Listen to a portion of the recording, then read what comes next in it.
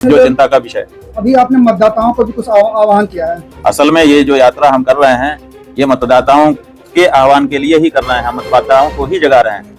मतदाता के पास ही असली राजनीतिक शक्ति है।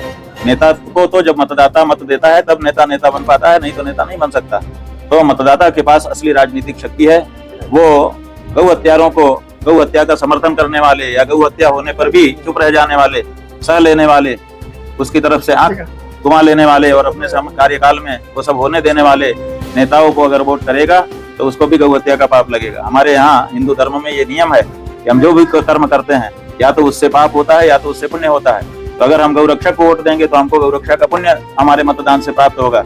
अगर हम गौ हत्यारे को दे देंगे तो हमको गौ हत्या का पाप भी लगेगा। ये बात मतदाता को हम बता रहे हैं और लोग समझ में लोगों की आ रहा है। हमारे यहाँ शास्त्र में कहा गया है, अनुमंता विशेषिता निहंता क्रय विक्रयी संस्कर्ता चोपहर्ता च घातकश्चेति घातकाः। इसका मतलब है कि हत्या का पाप किसको किसको लगता है? जो अनुमति देता है माने समर्थन करता है, जो काटता है, जो प्राणांत करता है, जो खरीदता है, जो बेचता है, जो पकाता है, जो परोसता है और जो खाता है, इतने लोग गौ हत्या के पापी होते हैं। तो अनुमंता, हमने सहमति दी, हमने ताकत दी, इसलिए हम भी मतदाता होने के कारण उस पाप के भागीदार बन जाते हैं। तो हम अपनी हिंदू जनता को बता रहे हैं कि गौ हत्या का पाप मत लेना, गौ रक्षक को ही वोट देना।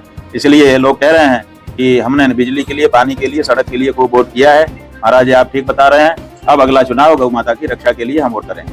महाप्रभु जी, भारत की जनता से क्या अपील करते हैं? भारत की जनता धर्म प्राण जनता है।